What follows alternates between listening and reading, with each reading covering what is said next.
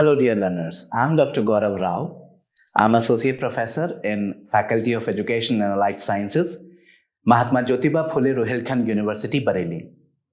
Today, we are going to talk about the BES 122 Block Unit 9, Concept and Nature of Education. Education has become an important aspect of today's society, without which the prosperous life of an individual is impossible.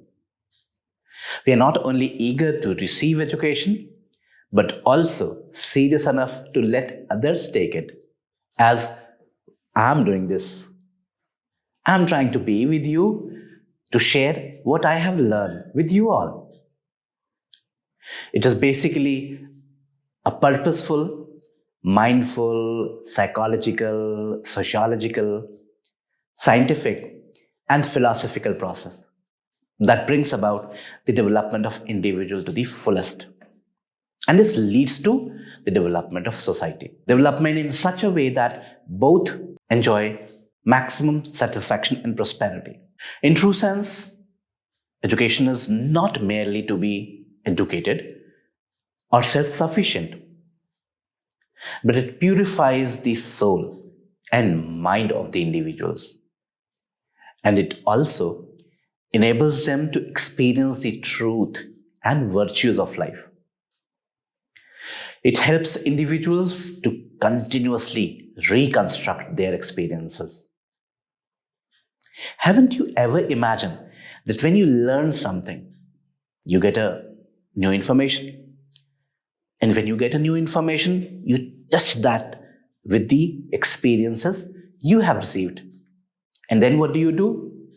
You reconstruct what you have learned, experienced earlier with the new information you have now. And hence, you reconstruct or reframe your new knowledge. Education is not for the partial development of human abilities, but it is for the complete development of the child. Let us see the concept and meaning of education. Very commonly known, education is derived from the two Latin words, educare and educatum. Educare means to train or to mold. It leads out to draw out from inward to outward. And the term educatum denotes the act of teaching. It emphasizes the principles and practices of teaching. These words indicate the advancement of latent potential of the child, as the child does not know what he or she has. It is the responsibility of the teacher to, create situations, a learning environment where the child himself or herself understands the various hidden potential he or she has. Hence, it is the teacher or the facilitator who can develop these and take appropriate measures to develop these powers. Let us now hear some of the definitions given by various educationists or sources. Education is the manifestation of divine perfection already existing in man. By Swami Vivekananda, he considered that each individual has a divine soul, and basically, education manifests that divinity from him or her. The Rigveda says education is something which makes a man self-reliant and selfless. Chanakya said education means training for the country and love for the nation. I'm sure an education system which does not develop love for the country is of no use. And Rabindranath Tagore said, the highest education is that which does not merely gives us the information, but makes our life in harmony with all existence. You all will agree an educated person is one who can adjust to the various situations of life. If I am educated, if you are educated, if you study, this education makes you able to adjust and live in harmony with the situations around you. Let us see the narrow meaning of education. Basically, the instruction given in school is called education. It refers to the formal system of education which requires the education acquired from schools, colleges, and universities, where more knowledgeable people attempts to attain predetermined aims during a specified time by providing pre-structured knowledge to children through set methods of teaching. Education, in narrow sense, is also regarded as the acquisition of knowledge. But this idea of education was criticized. The acquisition of knowledge is not only a supreme aim of education, yet it is one of the important aim of education. Let us see the broader aim of education. All those experiences that affects individuals throughout their life is education. Education is not just passing the information and communicating things included in curriculum. It should be something that leads to total development of human personality. Thus, we can say that education is a process by which an individual freely develops him or her according to his or her nature in a free and uncontrolled environment. That is why we are heading towards a learner-centered education, because each individual is different. Each one of us wants to jump, play, and do whatever we like. And the teacher has to understand a peculiar characteristic of that learner and devise the various activities he or she can do. Education in wider sense is a lifelong process. Why it is a lifelong process? Because it takes place from birth to the death. Anything that is done in between is education. At the time of birth, you learn many things. And you have had learned many things when you go to your deathbed. And because it takes place from birth to the death, it is considered to be a continuous process also. Every day, each moment, like after this video, you'll be learning something more. And that is why it is considered to be a continuous process. Basically, education is not something that is limited to the classroom, or it is basically for the period of life. All the experiences that you gain while interaction with family, talking with peers, playmates, environment around you, the various clubs you meet, make, participate in, various social gatherings, शादियों में जाना, birthday parties, the various culture, and the festivals of various types and n number in Indian culture we have. These all leads to learning, and that is what education is. Teachers and mentors help the person to mold their behavior and personality, and this is the wider meaning of education. Let us see the nature and scope of education. Earlier, education was a unipolar process. Later, it was shifted to the bipolar process, wherein the teacher and the child was considered to be the pivotal point. Whereas with the idea of Dewey, with the idea of John Dewey, this idea of bipolar nature of education shifted from bipolarity to tripolar process, wherein Dewey said the teacher and the student work in and under the guidance of the society.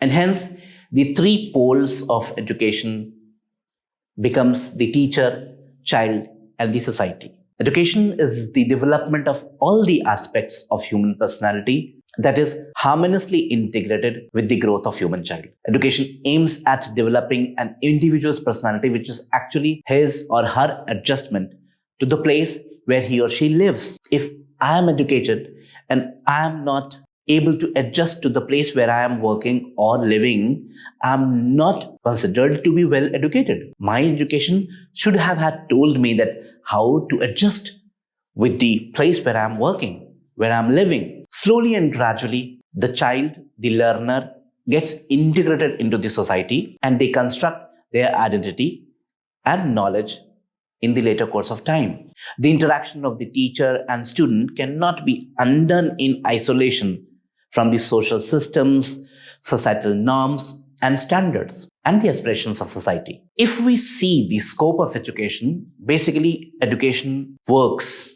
and have scope informally, formally, and in non-formal ways. Let us see them one by one. Education imparted by formal institutes like school, colleges, and universities are considered to be formal education. Although they are the main centers of formal education, but places like libraries, museums, zoos, picture galleries, lectures, symposia are various agencies of formal education. In formal education, definite curriculum and course of studies are framed to teach the student, and there is a definite duration of time that is required to complete the course. Proper timetable is prepared for day-to-day personalized teaching, and semester or yearly planning of academic sessions are implemented. Both teacher and the students meet in a venue like classroom or personalized teaching. Attendance of teachers as well as students is taken for formal records and completing the courses. A formal evaluation system, both internal and external, is implemented to assess the performance of learners. Both continuous and term and examinations is used for evaluating the performance of students. You might have come across that there are tests done weekly, fortnightly, monthly, and hence trimester and after 6 months and annually. And in formal education system, there is a proper certification done by the board or the university for awarding the degrees or diplomas to the students. On the basis of the results, the students are promoted to higher classes or pursue the higher degrees. Let us see the non-formal education. Non-formal education is endowed with flexible curricula, time schedules, choices of subjects, and the place of evaluation. It does not necessarily require the daily teacher-student interaction like formal education. Education imparted in distant modes like the open and distance learning system offered by the open schools and open universities.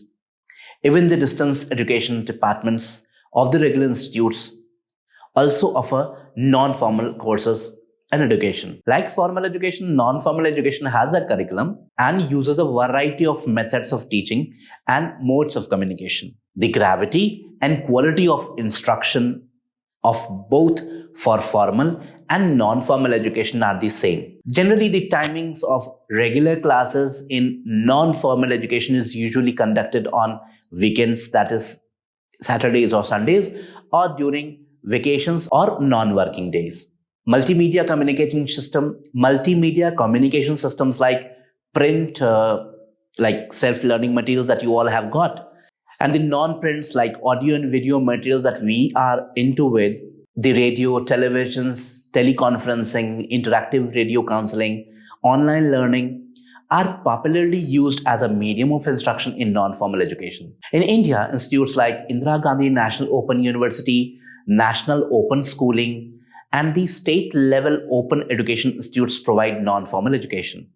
Like formal education, degrees are awarded and certification are also done in non-formal education. Let us go to the informal education, a favorite of mine. Informal education is also called the natural or incidental education. That means it can take place anywhere. No formal or non-formal institutes is required to provide this informal education. The informal education, there is no need of any curriculum, methods of teaching, exact teachers or mentors, or place of teaching. Education and experiences acquired during travel, interaction with people, family discourses, community, social dealings, interaction with environment, neighborhoods, playmates, cultural and religious activities are necessary for informal education. Informal education supports formal as well as non-formal education. Informal education does not provide degrees or diplomas, simply enriches by filling the gaps between formal and non-formal education. Informal education may comprise the activities like storytelling, group discussions, reading books, or your interest areas to talk to, listening to the audio, radio, broadcasting, or watching educational television programs, visits to various places, educational affairs, educational fair, and scientific exhibitions, and attending lectures and conferences. After having understood the nature, scopes, and the scope of education, let us see the need and importance of education for the growth and development and maturation of the child. Education is very important for the growth and development and maturation of the child. Education gives an understanding, an idea of development of thoughts. Another important need of education is to sublime the basic animalistic instincts of the child to socially useful activities, habits, thinking, and actions. It teaches us to practice morale, spiritual character building, and high order values in life. It also makes the child economically self-sufficient and self-dependent and self-reliant. A very close need that each one of us thinks that after completing an education, we should be fulfilling the capacity to earn bread and butter. Education develops the individual with the intellectual and emotional parts so that the child is able to meet the problems of life and solve them successfully. Education also develops the social qualities like service, tolerance, cooperation, fellow feeling, and constitutional values within the individual. Education teaches us love the nation and work for the country. It also teaches us to understand and practice national and emotional integration, international understanding, and universal brotherhood. In the era of globalization, teaches us to acquaint ourselves and cope with the developmental aspects that occur across the world, such as knowledge generation, science and technology, business and industry, international relations, dissemination of knowledge and experiences, medicine, arts and culture, world citizenship, and achievement of humanity and peace. Let us see the functions of education once. To understand the functions of education, we have decided the functions in general functions of education, functions of education in human life, and functions of education in national life. Let us see the general functions of education. Education helps individuals for the development of the innate power. As we just heard the definition of Swami Vivekananda, wherein he talks about the education develops that internal divinity available in the child. That is what the idea of education is, that each one of us has the capacity to develop ourselves and develop that innate power. Education helps the individual in the overall development of their personality. It helps in direct an individual properly and control the instincts, and specifically the animalistic instincts that we have discussed. It helps the individual to develop the character, morale, and ethical values. It helps the individual to prepare for the future life. As I said, that it is considered to be a very common faith that after the completion of a particular education, degree or program, the child should be able to, earn his bread and butter. But this is not the only idea of education for the preparation of future life. Even for future education, our present education should help and assist the learner. It helps the learner to develop as a good citizen, develop a fellow feeling, cooperation and duty to all human endeavors. It helps to preserve, control, and transmits the rich culture and traditions. It helps to maintain the national security, social feeling, and reforms. And this is what and how the education supports and makes us to understand how our country is going to be strong. The education given to us makes us broaden our horizons of thinking, of global citizenship together with the nation citizenship. Let us see the functions of education in human life. Education makes the individual skillful to adapt to different new and changing situations and environments. It helps the individuals to modify their behavior and also the environment they live in. It helps to bring satisfaction to the educational, social, physical, and spiritual needs of the individual. It helps to bring educational and vocational efficiency among the individuals and fit them for achieving self-sufficiency. Education also helps the individuals for the overall development of their personality, reorganization of personality, and reconstruction of experience. See, reconstruction of experience is a very important domain of education, wherein the education reframes the earlier experiences with the new information and a learner is developed. Education also helps the individual to work as an agent for the social change. And this can take place only he has reconstruct his experiences with his new reorganization of ideas so that he can bring the changes in the society. Let us see the functions of education in national life. Education helps the individual to train for leadership that may further help the individuals to take the leadership role in the areas of their interest for the nation. It teaches the individual to achieve national and emotional integration, which are the binding principles for maintaining the healthy national life.